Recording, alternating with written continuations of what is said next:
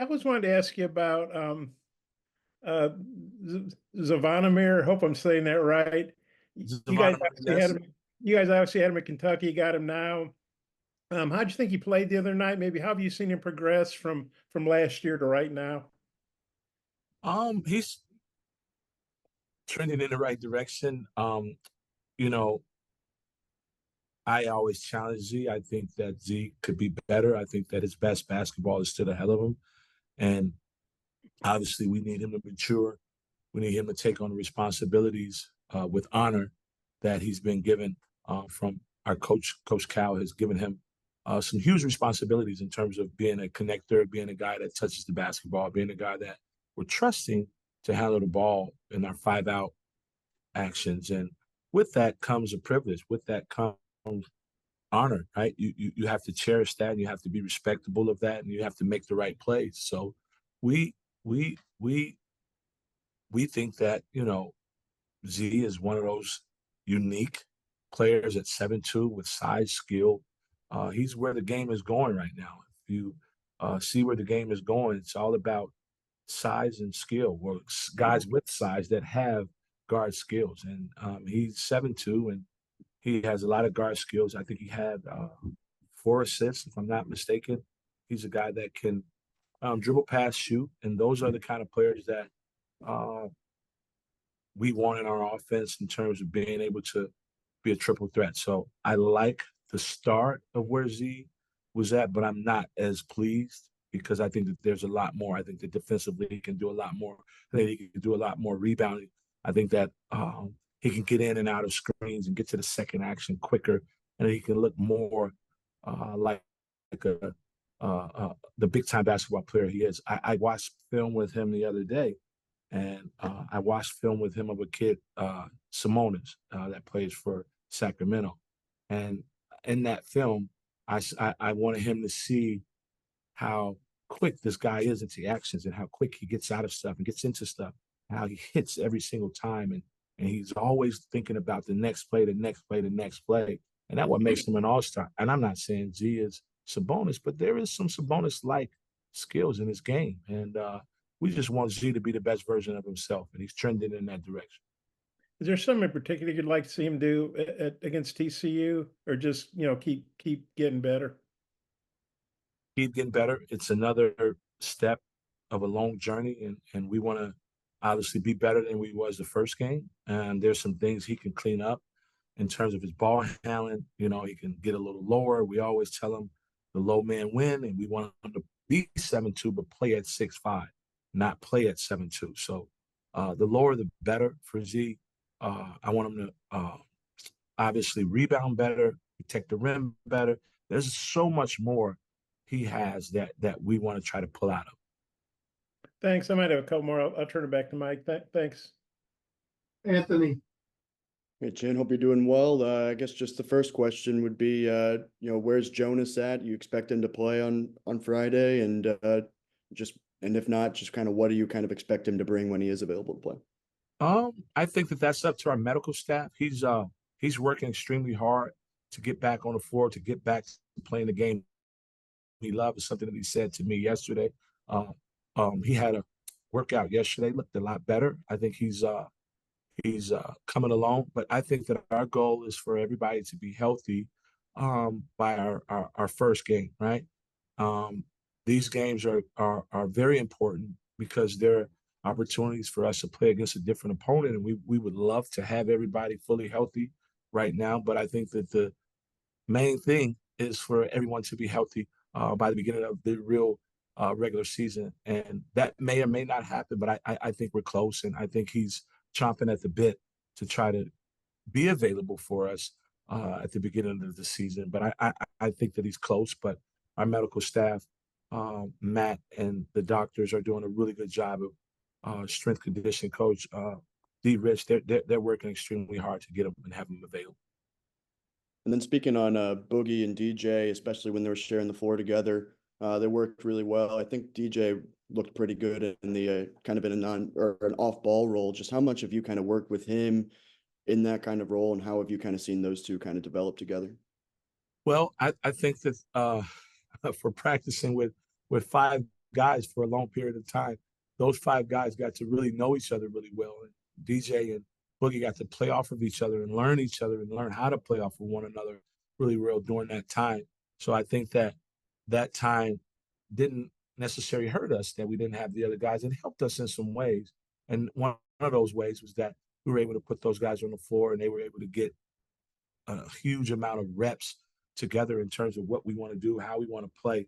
And so you saw the byproduct of that in that game in terms of how we looked in practice with just those 5 guys. We were out of that because we have our player development staff with our GAs are able to give us a great look in terms of not obviously a high level college game, but they were able to give us a good look, and those guys were able to compete against them and kind of play off of each other. And DJ is a really good player.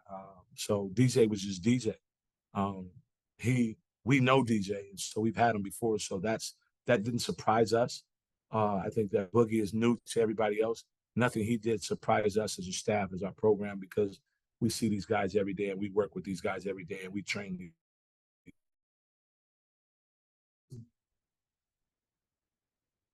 Yeah.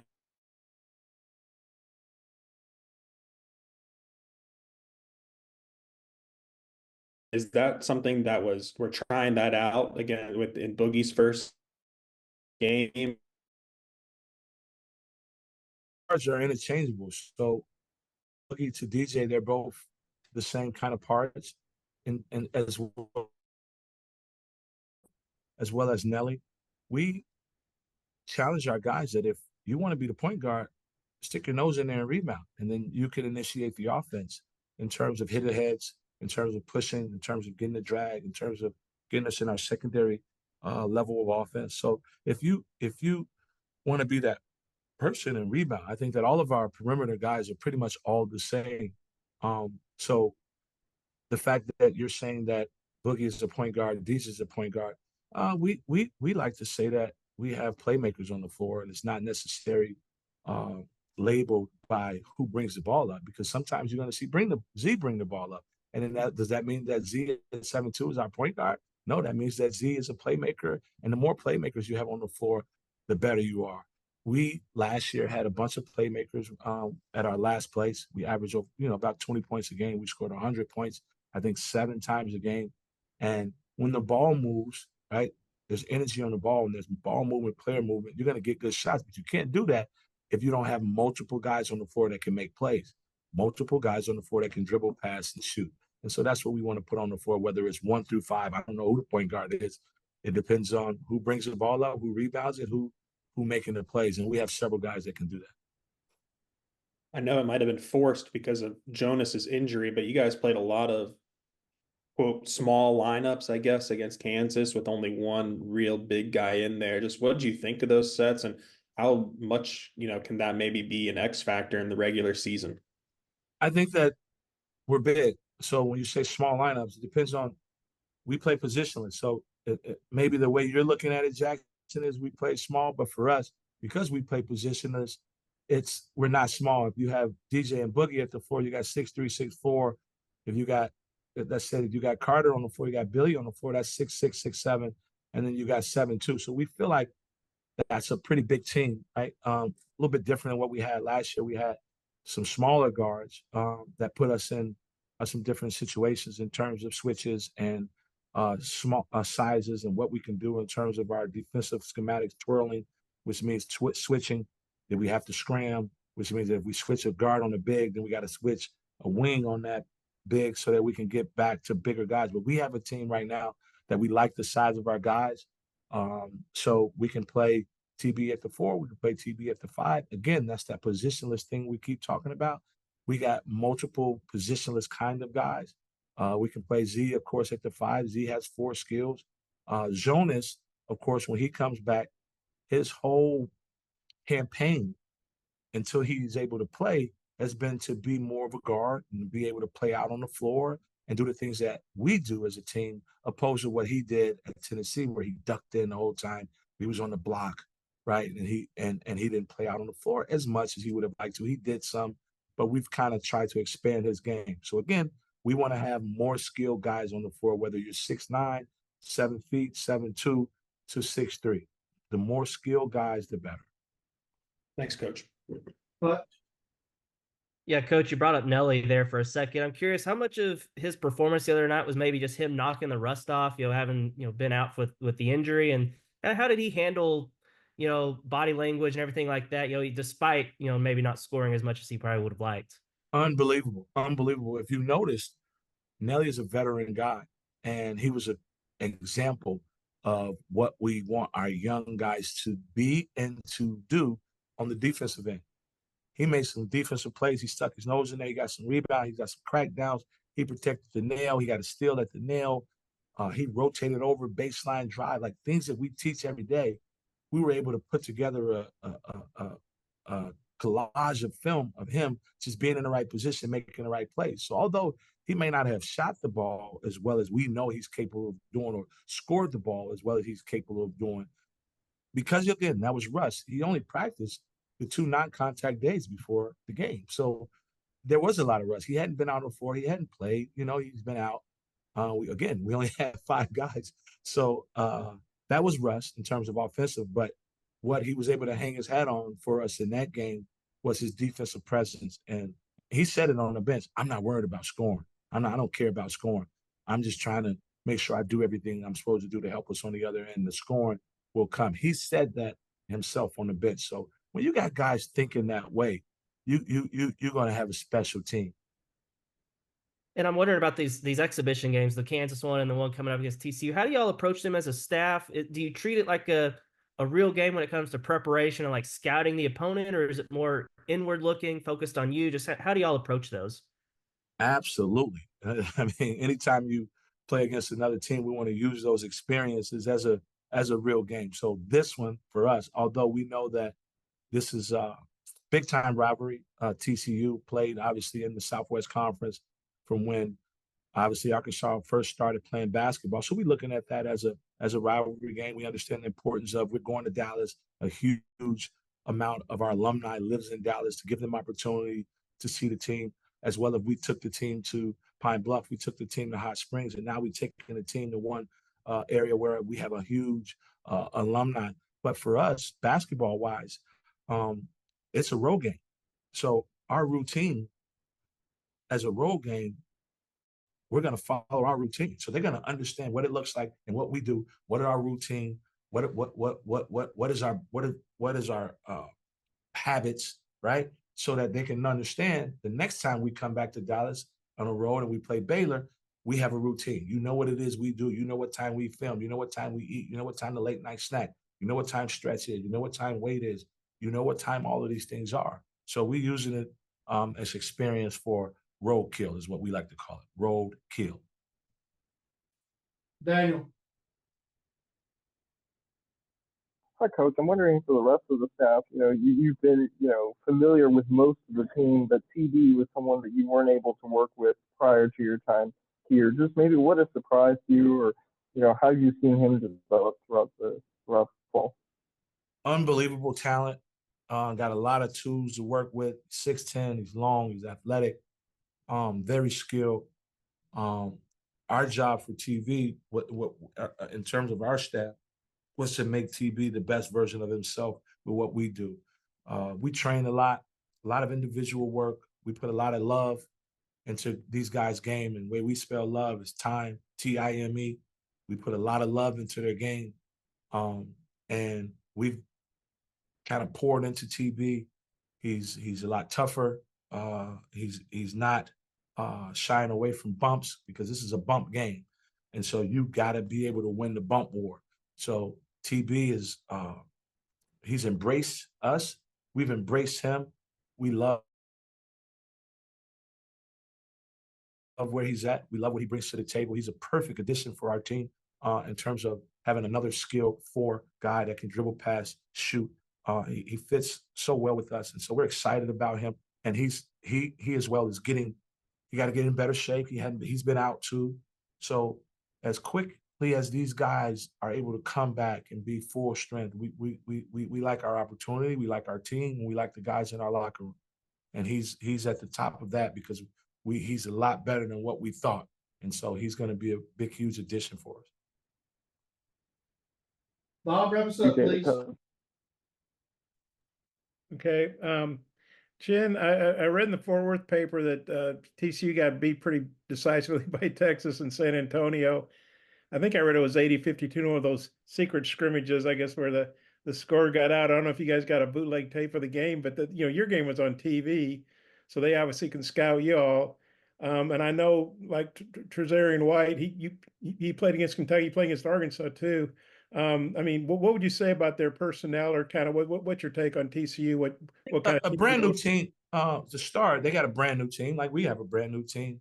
They only returned probably one player, I think, and that's Uday. I hope I'm not botching his name, and he was a transfer from Kansas, and everybody else is pretty much new from a team that had 5 fifth-year seniors last year that went to the NCAA tournament. So they're new, but again, we don't take anything for granted in terms of how they performed in their first game, right? They're going to be better in their first game against us, being that it's their second game. And also, again, you're right. They watched us on film. So they saw what we were able to do with the number one team in the country. We played well with them. Whether you say we won or lost, we competed. And that's what we want to do, is compete and get better from game to game. And so we were able to get better from our game. I'm sure they were able to get better from their game against Texas. We have been able to do some advanced scouting. So we have some material that we're going to use to put a game plan together for them. And for us, again, we want to win every game. We're not doing this for funsies, but we also want to win or learn, right? And so if we get the opportunity to play TCU and we can win and or learn, well, we've done our job going up there to play TCU in Dallas. And say White's a guy you all personally played, and he had a heck of a game against Arkansas too, if I recall. Just what do you think about him as a player, having faced him last year? Really good. I thought that he's a really good player. He had it going against us. I'm not sure how he played against Arkansas last year. He had a good game against Kentucky last year. So he's someone that's on the top of our scouting report because we've seen him, right? We've seen him do it before against us. He's a undersized wing forward who's very athletic, capable three-point shooter, really good driver, just a good player. And so we know what he did against us, and our challenge is for that to not happen again.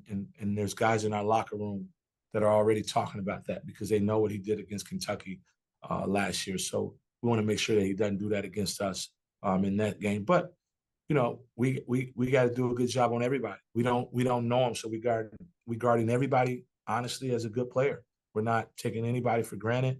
We want to make sure that we are connected defensively, that we know what our scheme is, that we know what our rules and our principles are, and we want to stick to those unless we have to change them in the game. And then obviously y'all beat Kansas by 16 or whatever it was. I know they weren't full speed. You guys didn't have Jonas, but what do you take away from that game? And then what as a team, what are you looking to do in the second one? Anything in particular? Hopefully, they're a really good team, right? They were without their All-American Player of the Year candidate, 5-man. We weren't healthy. We had a small percentage of Adu, a small percentage of TV, a small percentage of Nelly. Although they had 2 other players that we've played against. We played against Rylan Griffith. We played against Shaquille Moore. So we were pretty familiar with their group. I think that what we take from that is that we were organized. We played hard. We did some things that we practiced. We did some things that we wanted to do in our scouting and our schemes. So those are wins for us in that game. All right. Offensively, we could have shot the ball better from 3. We could have taken better shots from 3. And then we got tired at the end. In the fourth quarter, we were dead. And so we kind of let go the rope a little bit and gave them a little opportunity to kind of claw back into the lead that we had created. But we want to be able to finish out and to continue to get better in our schemes, to continue to get better in what our rules and our principles are. And offensively, we think that we can put together a better game, the way we share the basketball, how well the ball moves, and how well we shoot the ball, getting open shots off the paint touches. So there's a lot for us. We didn't rebound the ball well that way we needed to. They got 50-50 balls, loose balls. They scored on offensive rebounds. Like those are things that we are not gonna. That's not gonna be our team. Our team is gonna be built on toughness. Our team is gonna be built on being first to the floor, getting every loose ball, getting 40% of our misses back. That's what we do. That's who we are. So we got a lot to work on. We got a long way to go, Bob. If I could ask you something about the staff, obviously you guys are very familiar with each other. You're all together in Lexington. Now you're together in Fayetteville. How good is that to kind of have the old, crew back together, the usual suspects, whatever you want to say. And Yeah, and you got Kenny back, and Cal, obviously talks very highly of him. Well, what do you think about having the staff together again, just a different place? And It's a lot it's La Familia. You want La Familia on the court, La Familia off the court. Like in terms of the players, you want them to have a good locker room, good cohesiveness. You want them to love each other, play for one another. And I think that's Coach Cal's deal. Like we have to add value. We have to love each other. We have to have chemistry amongst our staff. You can't want chemistry amongst your players and you don't have chemistry amongst your staff. Us being together, knowing each other, us respecting each other, us operating as a family like brothers, it helps because there's no egos. We all play off one another. We all help each other in different areas. Where I'm weak at, someone else is stronger. Where I'm stronger at, someone else may need a little help. So we all kind of feed off each other energy, and we use that so that we can be our best version for our players. We just want to do what we need to do for our players. It's a thing, and I'll leave you guys with this, that Coach Cal always says that it's so important. Say that we got a team that's listening. So if they're listening, we better be saying the right things because our team listens. They're attentive to us. They follow our lead. So we better be saying the right things. So as a staff, we make sure collectively that we're saying and doing, and we're working on the right stuff so that our players could be put in the best position they can to win.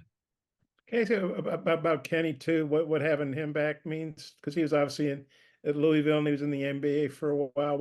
What does Kenny bring to the table? There really is no words that you describe having KP back. That's what we call him. He's so experienced from the college level, the NBA level, coming back to college, and what he's seen, what he's done, and his whole right? His whole existence is how does he help these players? How does he help these players get better day after day? Not only from on the court, right? But in between the ears. This is different, man. You have to have people on your staff that's been through some stuff to get to some stuff, right? You got to go through some stuff to get some stuff. And so we have an experienced staff that has pretty much been through everything. And Kenny has been at the top of the mountain and all of this stuff, so to speak. And so he's just pouring into us as assistant coaches, as on the right and left of him, and also the players. So he is invaluable. He's been great for us, and I learned something from him every day.